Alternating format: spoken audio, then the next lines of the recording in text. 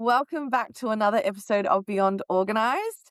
I have Toni Thrash with me today, and she is the Chief Comeback Starter, which is really exciting to hear this one. So she is a certified life coach, a founder of Toni Thrash Coaching, and she knows firsthand the emotional and spiritual challenges women face walking through life transitions.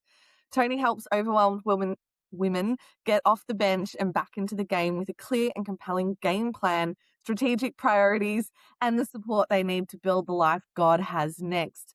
I absolutely love all of that. Welcome to the show, Toni. Oh my gosh, thank you so much. I'm so happy to be here today. Thanks for having me. You're so welcome. I love that your main focus is on life transitions because I think we all know there are certain key moments in life where the transition can sometimes be a little rough. So I'd love to know what got you inspired into going down this avenue and writing a book and that as well. Well, I was married for 25 years, and in 2014, I ended up getting divorced, which was not how I envisioned my life as a Christian, right? Is like that was never an Yeah. option until it presented itself. And I did everything that I knew to do to keep that marriage from disintegrating because I was like, this is not what I Mm, want for our children. And mm, so he has a mental illness and he just didn't take care of himself. And so when I walked through that divorce, it was the most traumatic thing that I think I've ever walked through. But not only that, because I'm the one who left, then so I became divorced and an empty nester all at one time. And I don't really wish that on anyone because it was, let me just say, without Jesus, I would not be here. To Jesus and my therapist, let me say that I would not be where I am today because I I've never lived alone because I was married for, half my life. At that time, I was mm. 50 and it just was devastating. And it was so hard to deal with being alone. It's like I don't have an issue with being alone, but boy, that loneliness thing will get you every time, right? And so after walking through that and having friends who walk through it, and now other people that I see walking through it, I just knew that there was a reason why. And there's a story I can tell you later, but I just knew that God wasn't going to waste of what I learned through this whole process. And so that I'm a big journaler anyway. I love to journal. And then I started writing a blog, just talking about what God was teaching me. Every single week, I'd be like, "Oh my gosh!" Like, you know, and and so then Great. that led to starting a podcast, and then the podcast is the same name, Start Your Comeback, as my book. And so it just kind of snowballed into that. And the book just came out May the 12th. So we got a hot off the press copy of it. But it's just intended to encourage women who, maybe they've lost their spouse or maybe they're retiring and they don't know what's next. Maybe they're just making a job change. But whatever it is, there's a lot of the same emotion and feeling, maybe not as intense as walking through divorce, but it's still the same. So that was a big defining moment in my life, for sure. Definitely. And it's kind of sad, I guess is probably the word, but there's a real growing demographic of women that are getting to that emptiness stage. I would say 50, 60 plus, finding themselves single and alone again. And it's such a growing demographic, unfortunately. I mean, sometimes fortunately, but it's Yeah. more that also comes with a whole lot of complications like financial struggles and that too.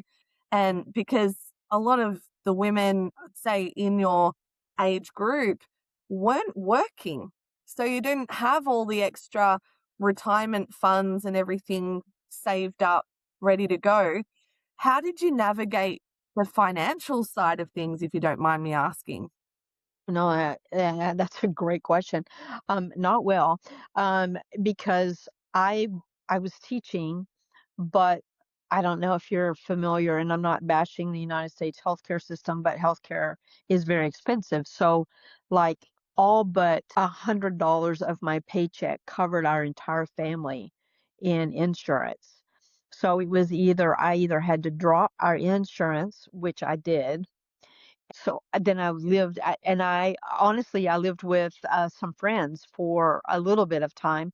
But then once the divorce was finalized, because we'd been married so long, he gave me a monthly stipend for like 2 years. And so that was a big help. Otherwise, and it's just been a slow crawl out of that because it was, my children are grown. They're 35 and 31 now, and I tell them this was what I was making an hour, and they were like, "We don't know how you did it." I said, "Well, I didn't do a lot. I couldn't because it Yeah. it was just that tight. But I mean, Yeah. but God is so good and so faithful, and you learn to budget, and you learn to like navigate and pray above all things that your car doesn't break down or you don't have a medical emergency because Yeah. you don't have, you know what I mean? So, and God was very Yeah. gracious to me during that period because, you know, maybe my car battery died or something, but it wasn't anything major. So I was super grateful Nothing big. for Mhm. walking me through all that. Wow. Yeah, I really feel for women in particular that have gone through that just like you have, because it's you think your life is gonna go one way, and then all of a sudden it does a full 180, and it's scary. So, I would love to hear a little bit more about your book and what's in your book, what got you excited about it, and yeah, congratulations on the release as well. I I appreciate that. Well, for 25 years I've been a coach, okay? Not a life coach, but like a basketball coach and a tennis coach. And so having having that experience of coaching athletes and coaching teenagers, for lack of a better word, right? You're not going to win every time, but how are we going to lose? But what transpired through all of that was because I built such a relationship, not just as their coach, but just as someone they could trust more than anything. Mhm. I teach at a private Christian school, so we're allowed to talk, we're allowed to pray, and it started one year. I had a girl who was a junior, and she struggled with depression, and she said, "I'd like to meet you for coffee." And I said, "Sure." I'd never met anyone for coffee. And she goes, "I just want to tell you, I struggle with depression. And I needed you to know that because here, some days I might not perform very well, or there may be something wrong that you notice. I'm just letting you know." And the first thing I said was, "Do your parents know?" She goes, "Oh, yes, ma'am. My parents know, some of my family members struggle with it, but I needed you to know as my coach that some days I may just not be on." And what that taught me, what sports teaches you, is a direct correlation to life, right? A direct correlation. And so I have a friend who we first started meeting. We met in a writing group like 5 or 6 years ago, and every time we would have a conversation about anything, I mean, I would just, like, when I talk sports, like, I'm like jazzed. Like, I get so pumped up about it. And so everything relatable to life transitions is the same as on a basketball court or a tennis court. So we need to time out, right? We need to pause, and we need to regroup, and we need to be quiet and listen to what our thoughts are telling us, because about 90% of them, they're not true. And the enemy loves to come in and say, like he did me, and say, God can't use you anymore because now you're divorced. And that was so Yeah. devastating to me because I Not just true. wanted to serve. You know what I mean? And so Yeah. the book is, and there are three stages for any life transition. The first one is shock, right? It's either, okay, I've been planning for my last child to graduate. I'm going to be an empty nester come August. I've been planning it, but now it's a reality. And so there's a little bit of a shock that factor there, right? And so you kind of have to work your way through the fogginess and the just not being able to think clearly and not being able to make any good decisions, right? Or Mhm. it could be the shock could be something that someone did to you, like not that you planned it, it just happened, right? And so that shock is a lot bigger. And so having to work through that, and that is part of the first part of it is just learning to be quiet and to listen to your thoughts and to journal some questions down. And what are the bad things that you're seeing in your life right now, or the things that you don't like, but then also what are the things you're grateful for? And just trying to bring that fogginess back into a level playing field. And then the second one is limbo. I call that being on the bench. Like when you're on the bench, you're not doing anything, right? That you're just stuck there. Yeah. Maybe you have too Mhm. many fouls in a basketball game, or Yeah. maybe somebody put you on there. You were doing fine. Your coach put you there and said, "We're doing something Yeah. different, whatever." But somebody's put you on the You're part bench, of the and game, but you're not in the game. exactly. And so you're there, and you don't Mm. you don't know what to do or where to go. And that whole process, Mm. limbo, you can be on the bench for a long time. And that part Yeah. I hate. Like I never, as an athlete, never enjoyed being on the bench. I was like, I want in the game, right? Wanna And get out so, there. yeah, right. But the limbo part, I attribute it close to the wilderness. Um, Pretty much like the Israelites, if you will, David hiding Yep. out in the caves and the Yep. mountains, uh, because that's the period where that's where the most growth happens, right? That's where you're Yes, learning, you're definitely. seeing things from a different perspective. You have different voices speaking into your life, trusted voices, not just Yeah. anyone, by the way. And then Yeah. finally, Yeah, maybe, definitely. the third part of it is re-entry, or getting back into the game, getting off the bench and getting back into a life. Because here's what I know. Please hear me say this. God's not finished with you yet. Like, there's still a purpose. Amen. Your whatever you were born with, whatever your purpose is doesn't change with your circumstances. And that took me, I'm gonna be honest, probably about 3 or 4 years to fully understand that God wasn't he wasn't Wow. I'm sure he was disappointed, but he didn't change my purpose. It was still to minister to people. Yeah. It was still to Yeah. coach young adults into, what they wanted to do for the rest of their life. It was still loving on them and giving them a family away from their family. It was still parenting my children. The purpose never changed. The circumstances did, but we get so blindsided by it. And so that when I started the podcast, we started with those three pillars: shock, limbo, and reentry. And then I talk about, everything about how you can't do this alone. It was interesting. I had two conversations last week about with two different people. One I participated in and one I watched. And the one I watched was just a video from a friend in Minnesota, and she was like, "You can't do this alone. Like you can't do the creative thing alone. You have to have those people around you." And I was like, "That's so true." Meanwhile, I had a completely Mm. different podcast episode ready to go for the next day. And that afternoon, another friend texted and said, "Hey, I know it's last minute, but can you meet for dinner?" I was like, "Yeah." Same place that we always go. She's like, "Yeah." And so in the middle of that, she's in a ministry that ministers to teenage women who are pregnant and are aging out of the foster care system and trying to give them a place Yep. and some life skills. And she goes, Tony, you can't do this alone. I was like, no, Kathy, you can't. Like this is how God created us, is It's a to be recurring theme.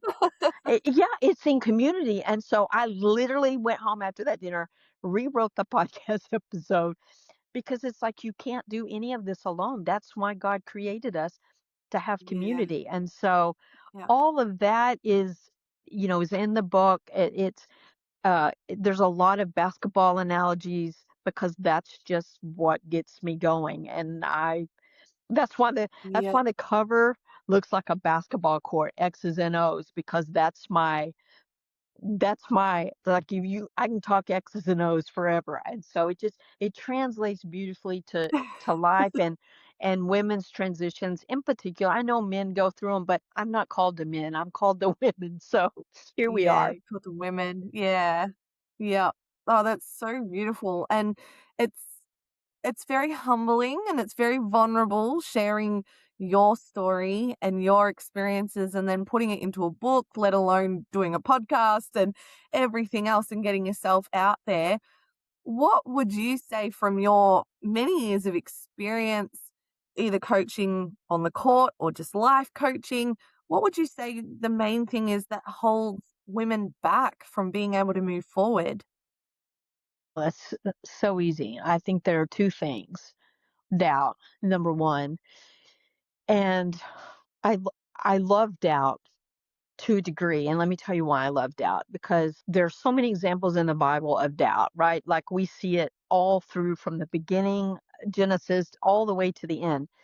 But here's what I love about doubt is like when we doubt ourselves and God comes through and shows us that we can do it, and we're doing the thing that we're doing, it builds this resilience in us that then the next time we doubt, maybe we're not doubting for as long because we've got this resilience that we've Yeah. built up, this doubt resilience, because he's proven to us that we can do it. So that's the first one.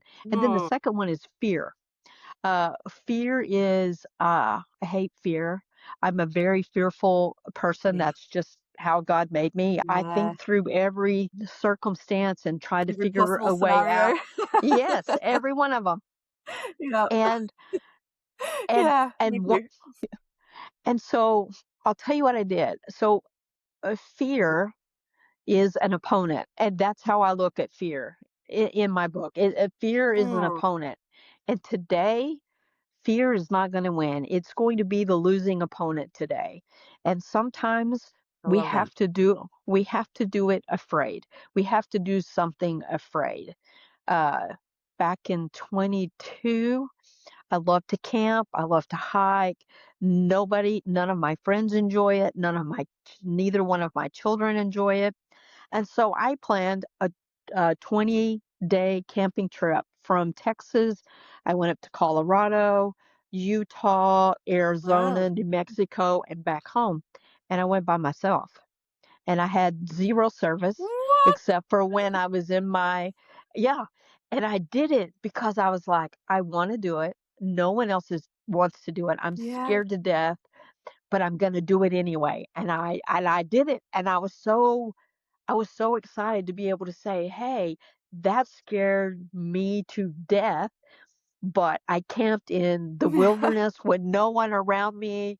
I hiked up these hills and these mountains and these cliffs and the Grand Canyon and all the things, and it was just one of those things that was like, yeah, these 2 weeks fear you're not going to win. And so doubt and fear are the two biggest things. But with I mean, the scripture says with God everything is possible. And we have to remember that Possible. because Yeah. we're not relying on our own strength. We can't. So anyway, Yeah. I love that. And I love that, yeah, despite the fear, you faced it head on anyway. And I just think that's great because I think that's what sets people back from those that succeed and those that just keep going along the same path. are those that are willing to step outside of their comfort zone, face the fear, do it anyway, despite Yes. all the noise going on. So, good Yeah. on you. Well, thank you. Yeah. It's just something that, it screams at you the whole time you're doing it, but you're like, "No, I'm already here doing Yep. it." So, like, here we are. You Yeah. know what I mean? So, But you did it. You did it. Like, that's incredible. I couldn't even imagine doing it in this season of my life, let alone down the track. I'm like, yeah, "Oh my I was gosh." fif I was 59 when I did it, and I just loaded up my car and took Yeah, off. good on you. It was Wow. it I was could imagine my dad doing something like that. He would very much love to do something like that. Oh, goodness. So, what's one thing that you would love the women listening to know? Something that's like a real key helpful tip. Here's the thing, and it's very basic and very simple, but it's extremely difficult to do, is never give up. Like, Yeah. as long as you are breathing air, we have a saying in the athletic world, which I talk about all the time. There's still time on the clock. And until that clock says Mm, 000, I've got time. And I'm not going to give up yeah. doing what I feel like God's called me to do. We may be down to 10 seconds, but I'm going to go for it, right?